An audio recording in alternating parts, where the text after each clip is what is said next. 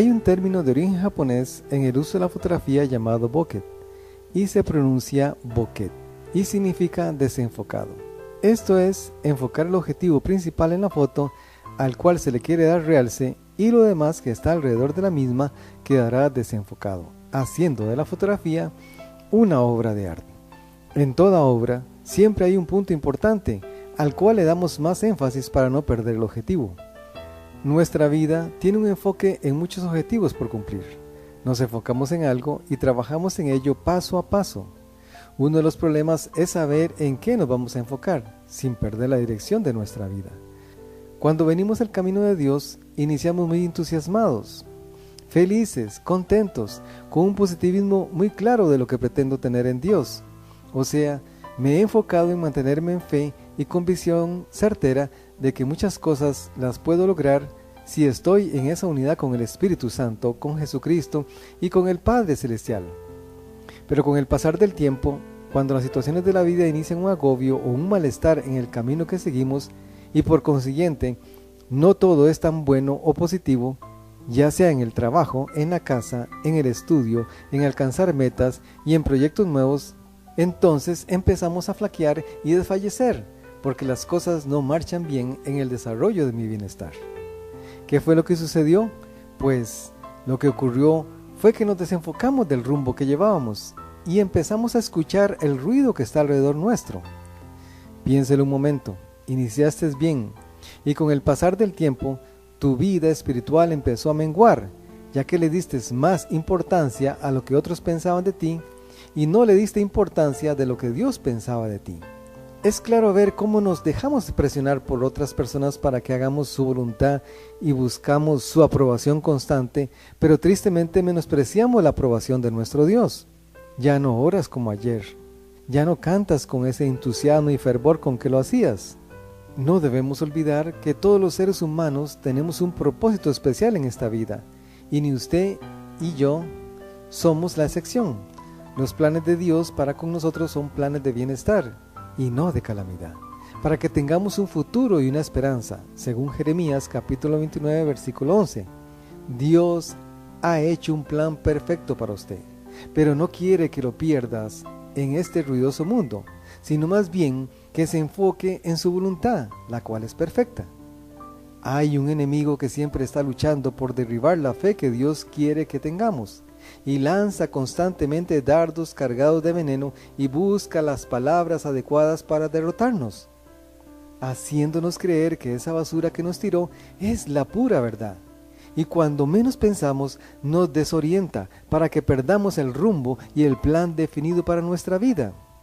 Por lo tanto, andamos por la vida cargando esa basura que se impregnó, haciéndose parte nuestra y no nos permite identificar la verdadera razón de ser hijos de Dios.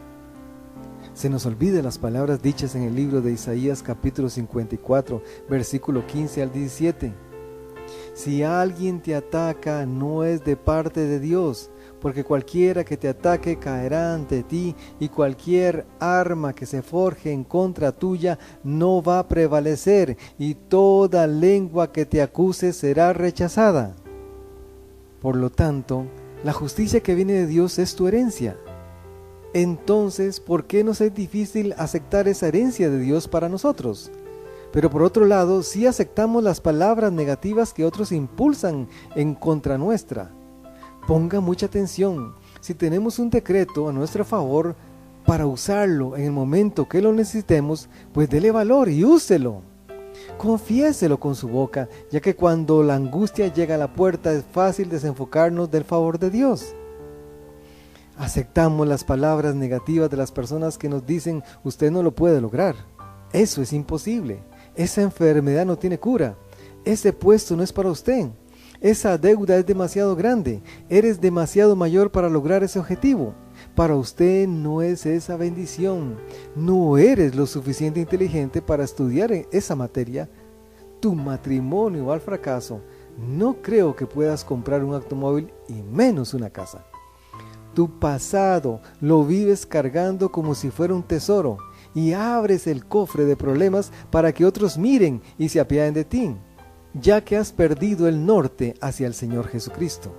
Cuando Adán y Eva fueron puestos en el huerto del Edén, todo marchaba de maravilla, hasta que la serpiente, o sea el diablo, engañó a Eva con palabras persuasivas, diciéndole la verdad a medias, sin contar que esas palabras provocarían la expulsión de ella y de su esposo, de un lugar especialmente diseñado para que disfrutaran su vida y la de los demás.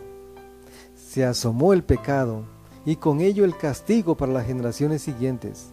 Lo bueno es que Dios no se desenfoca como en el caso nuestro. Y Él, desde un principio, tenía un plan para el futuro, y ese plan nos muestra al Señor Jesucristo, Hijo de Dios, al cual entregó en sacrificio por nuestros pecados.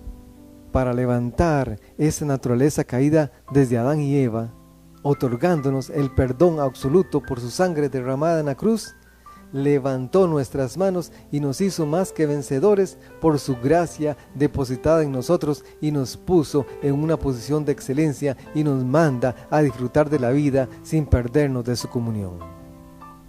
Pero para mantenernos en la comunión con Jesucristo tenemos que esforzarnos en la oración, leyendo las Escrituras, y tener la confianza absoluta que a pesar de las circunstancias Él siempre estará con nosotros.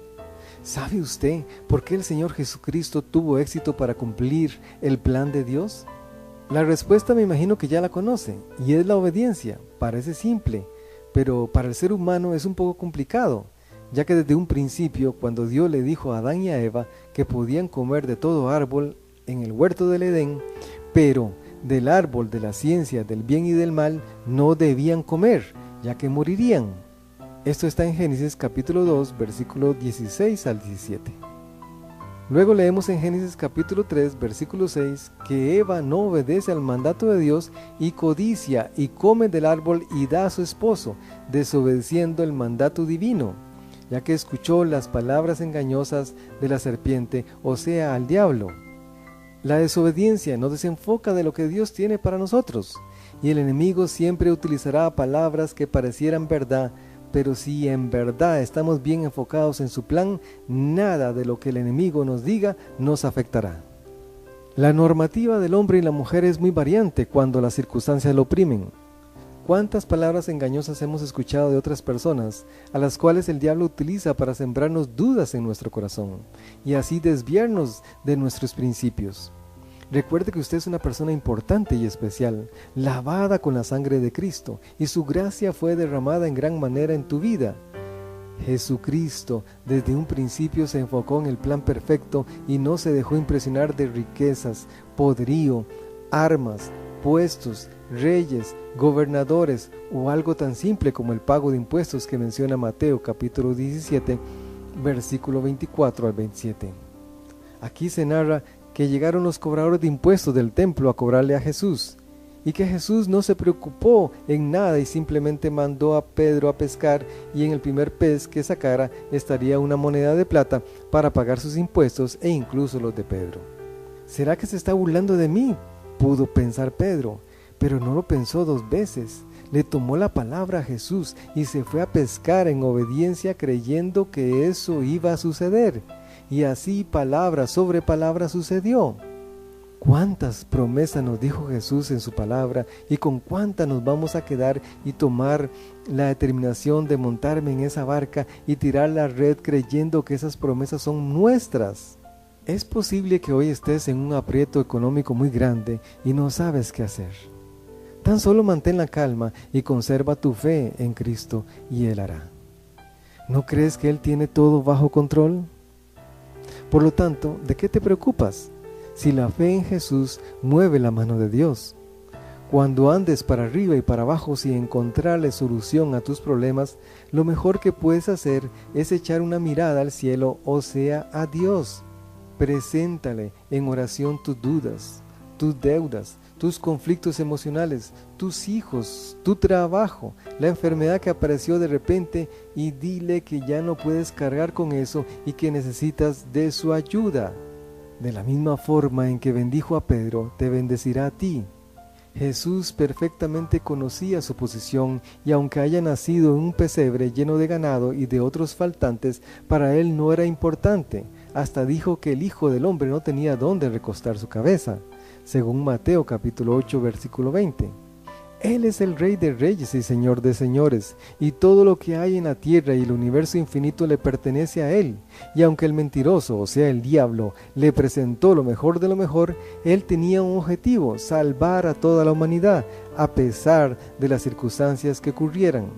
Ya que vemos que aún los discípulos lo querían distraer e incluso impedir que cumpliese el plan de trabajo que Dios le encomendó.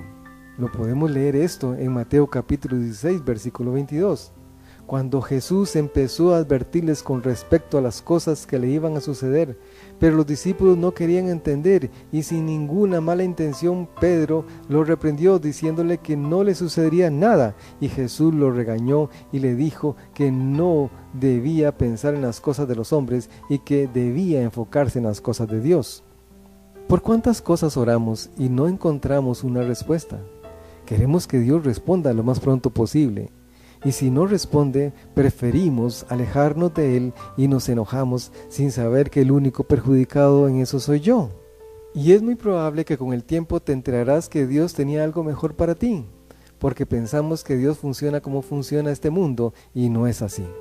Jesucristo nos da un vivo ejemplo a seguir, ya que Él también fue humano y sabía perfectamente cuál sería nuestro caminar.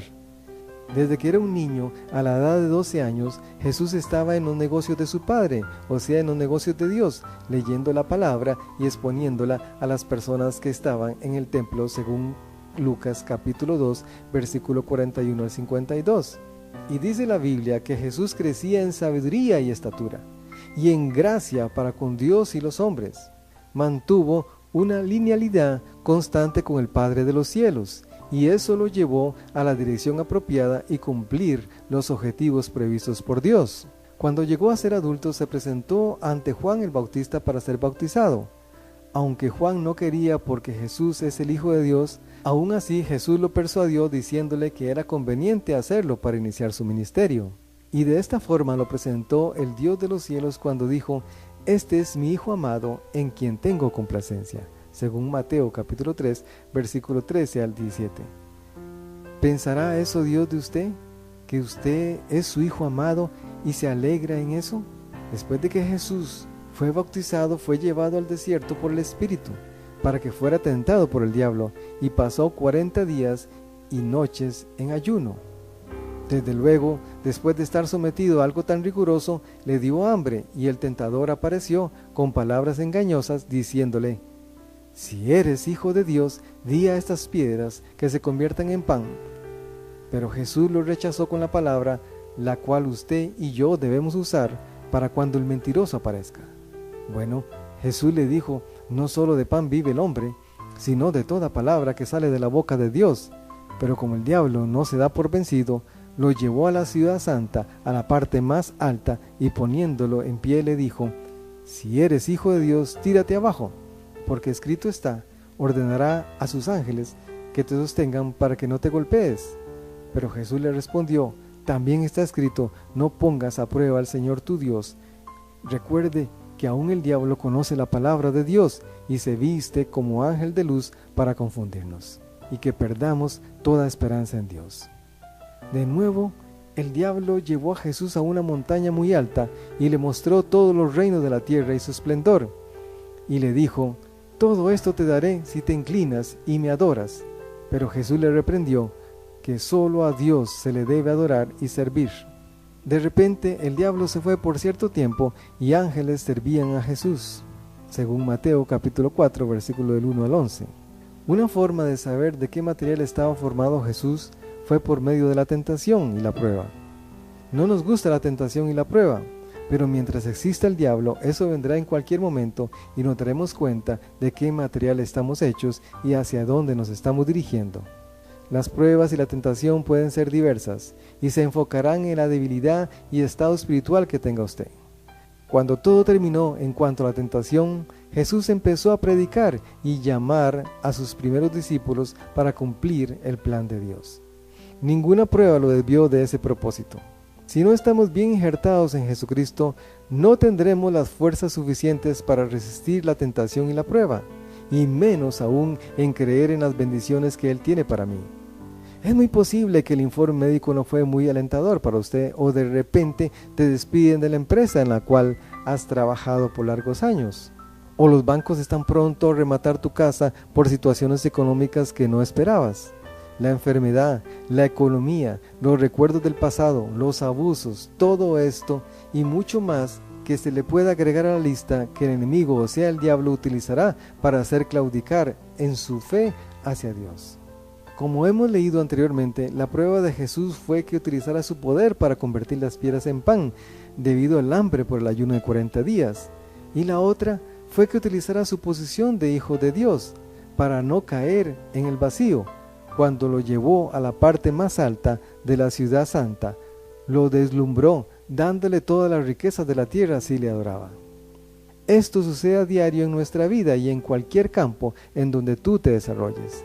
El diablo buscará lo que lo deslumbre a usted para apartarlo del camino de Dios. Si juega con el pecado, téngalo por seguro que en algún momento el enemigo le sacará la carta mayor para llevarlo a la ruina. Y uno de los atributos que tiene el diablo es la paciencia, en la cual nosotros fallamos. En otra historia, en una de las caminatas de Jesús hacia Jerusalén, dentro de la ciudad, cerca de la puerta de las ovejas, se encuentra un estanque llamado en hebreo Betesda, el cual tenía 5 pórticos. Y en los pórticos había una gran cantidad de enfermos, ciegos, cojos y paralíticos, esperando el movimiento del agua, que un ángel en cierto tiempo llegaba y el primero que corría y se metía en el agua quedaba sano, según San Juan capítulo 5. Y había un paralítico que cautivó la atención de Jesús, ya que tenía 38 años de estar en esa condición, y Jesús se le acerca y le dice: ¿quieres ser sano? Así de sencilla fue la pregunta. ¿Qué haría usted en su caso si en estos momentos el mismo Jesús te hace esa pregunta?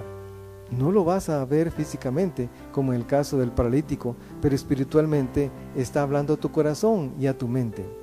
Él espera una respuesta y requiere fe de ti para que brote la sanidad. El paralítico se enfocó en los 38 años que ha estado esperando, en que no podía llegar primero porque otro llegaba antes que él.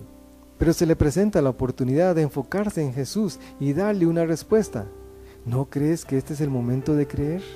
No hay que enfocarse en la enfermedad y los imposibles, y en aquellas palabras que te digan que no se puede o que quizás Dios no se interese en ti. Jesús te ama y quiere una respuesta de ti. Simplemente Jesús le dijo al paralítico: levántate, toma tu lecho y anda. Y al instante fue sanado. Hoy Jesús te dice lo mismo. Levántate de esos pensamientos, levántate de ese error, levántate de esa miseria, levántate de ese pecado, levántate de esa pobreza. ¿Cuántos años más vas a esperar para reaccionar con las palabras de Jesucristo? Pablo en la carta a los Filipenses dijo en el capítulo 3, versículo 13: no pienso en que lo haya logrado ya, pero me olvido del pasado. Me enfoco en lo que queda por delante para ganar el premio que Dios ofrece mediante Jesucristo. Pasamos la vida recordando el pasado negativo y en lo que no he logrado. Eso nos afecta en ganar el premio. Esto aleja oportunidades, bendiciones o sorpresas que Dios tiene para mí, porque me estoy enfocando en lo que no he obtenido, sin darme cuenta que Dios ya lo hizo por mí. En Mateo capítulo 6, versículo 8 dice: nuestro Padre Celestial está atento a nuestras necesidades antes que nosotros en oración se lo pidamos. O sea, Dios te conoce de pies a cabeza y no te dejará desmayar porque te ama. No te enfoques en el problema, enfócate en el milagro, decláralo y disfrútalo. Cuenta la historia en 2 de Reyes capítulo 5 acerca de Naamán, un hombre valeroso, un general del ejército del rey de Siria, que estaba enfermo de lepra, y no había cura para ese tiempo de esa enfermedad, y eso lo agobiaba bastante. Lo que no se había dado cuenta Naamán era que en su casa su empleada, la cual pertenecía a la tierra de Israel, conocía al profeta Eliseo, que vivía en Samaria, el cual era capaz de sanarle de su enfermedad, según lo explicó ella. Naamán, al saber esto, no esperó más. Le contó a su rey y éste lo recomendó al rey de Israel para encontrarse luego con Eliseo. Cuando Naamán llegó a las puertas de la casa de Eliseo, éste pensó que el profeta le iba a salir con reverencias y posiblemente con fanfarrias, o mejor dicho, con tambores y trompetas. e invocaría a Jehová su Dios y tocaría su parte afectada y sanaría de su lepra, porque él tenía un estatus social bastante elevado. Pero no fue así. Le envió un mensajero diciéndole que fuera al río Jordán y se lavara 7 veces y a la 7ª sanaría. Naamán se enojó y se enfocó solamente en su ego. Pensó que era un desprestigio lavarse en ese río tan sucio, habiendo otros ríos mejores. También pensó cuál sería la razón del por qué el profeta Eliseo no quería salir a encontrarse con él y brindarle honores como él lo merece. Se fue del lugar furioso. Y si no hubiera sido por las palabras de sus criados que lo detuvieron para que reflexionara, Naamán nunca se hubiera sanado. Pero después de pensarlo bien, llevó a cabo lo recomendado y fue sanado. El orgullo puede desviar el enfoque que Dios tiene para nosotros. Hasta podemos perder muchas cosas increíbles que Él ha preparado. Hay una reflexión que me gustó leer y dice: es imposible, dijo el orgullo. Es arriesgado, dijo la experiencia. No tiene sentido, dijo la razón. Inténtalo, dijo el corazón.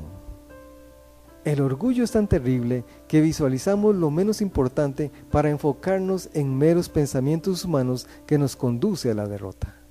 En estos días nombramos a lo bueno malo y a lo malo bueno. Alejamos a Dios de todo lo que podamos por el orgullo de pensar que somos mejores que Él. Jesús nos dice en Juan capítulo 15 que Él es la vid verdadera y que nosotros somos las ramas las cuales tienen que permanecer en Él para dar fruto, ya que alejados de Él nada podemos hacer. El orgullo nos puede separar de Jesucristo y así perder la posición que Él nos ha dado. Perdemos el enfoque y nos convertimos en meras hojas secas que solo sirven para el fuego. Pero si nos enfocamos en Dios y sus mandamientos, encontraremos bendiciones interminables de su gracia, que es abundante y sin medida, la cual no hemos ganado, sino que Jesucristo mediante su sacrificio te regaló, para que usted y yo disfrutemos en abundancia. Si permanecemos en Él, tenemos la bendición de pedir todo lo que queramos y nos será hecho conforme a su voluntad y no la nuestra. Y recuerde esto, conforme a su voluntad y no la nuestra. Si has perdido tu enfoque de la vida en Cristo, es necesario que lo pienses rápido y hagas los planes necesarios para retornar a ese plan que Dios estableció desde un principio para usted y su familia. El plan de nuestro Señor Jesucristo fue la cruz, para que ocurriera el perdón y la salvación de toda la humanidad. Pero para hacer esto se necesitó mucha voluntad, valor, coraje, energía, fuerza, ánimo y sobre todo un gran amor capaz de vencer todos los imprevistos que estaban por ocurrir. No fue fácil para Jesús ir a la cruz. Hubo momentos en que su carne pudo oponerse, pero su voluntad de Dios era más grande. En el último momento, en el huerto de Getsemaní, en Mateo capítulo 26, versículo 36 al 46, Jesús necesitaba orar más que nunca. Y conjuntamente con los discípulos fueron hasta allí y les dijo: quédense en este lugar y oren mientras yo avanzo un poco más para orar a solas. Estaba completamente triste, su cuerpo agonizaba, conversaba con Dios para que le diera las fuerzas para pasar a la siguiente etapa. No quería que se hiciera su voluntad sino la de su Padre. Gotas de sudor como gotas de sangre salían de su cuerpo. Hasta sus amigos más íntimos no podían acompañarlo en la oración y se durmieron debido al cansancio del día. Solo faltaba uno y no precisamente andaba haciendo algo bueno, estaba haciendo negocios con la vida de Jesús, vendiéndolo en unas cuantas monedas. Así de desolado y angustiado se sentía Jesucristo, que un ángel lo consolaba y lo fortalecía. Llegó el momento y fue arrestado. Lo trataron como a un delincuente. Pudo defenderse, pero si lo hacía, las escrituras no se iban a cumplir. Tenía una meta, tenía un fin, un plan por cumplir. Nunca se desenfocó de ese plan y a pesar de toda circunstancia siguió adelante y culminó sus últimos momentos en la cruz, derramando su sangre por los pecados de la humanidad. Su amor es tan grande que no pensó en sí mismo, tan solo derramó su gracia por todos nosotros para que nuestra vida fuera diferente. Como iniciamos al principio en esta obra de arte, si pudiéramos tomar una fotografía, aquí Jesús se desenfocó de sí mismo para enfocarse en los que estaban alrededor de él y en los que iban a nacer en el futuro. El fin nuestro era la muerte, pero Él cambió ese fin y nos dio vida eterna. Cuando venimos a sus pies y lo aceptamos como nuestro Salvador personal, es ahí en donde empieza a surgir esa bendición para usted y para mí. Le hago una pregunta. En estos momentos, ¿en qué te enfocas? Posiblemente en tu trabajo, negocios, empresa, dinero, en tu carrera universitaria, en las pérdidas del pasado, en la cantidad de entrevistas de trabajo que has asistido y no has obtenido respuesta, en los fracasos, en las dudas, en la enfermedad que no deja de ser difícil. Es hora de ir a ese cuarto a solas con Dios y orar como si fuera tu último día y decirle a Dios que venga a tu corazón y pedir su perdón y continuar con el plan que Dios ha preparado para ti. No puedo despedirme sin que antes tengas la oportunidad de hacer una oración que te pueda acercar a Dios. Ora conmigo. Señor Jesús, yo vengo a ti en estos momentos. Lávame con tu sangre, perdona mis pecados. Quiero que mi vida sea diferente y te acepto como mi Salvador personal. Gracias por tu amor y misericordia y por el plan que has trazado para mí. Si has hecho esta oración, busca una iglesia en donde puedas crecer como hijo de Dios. Te saluda tu amigo Fabio Cruz. Muchas bendiciones y hasta en otra ocasión.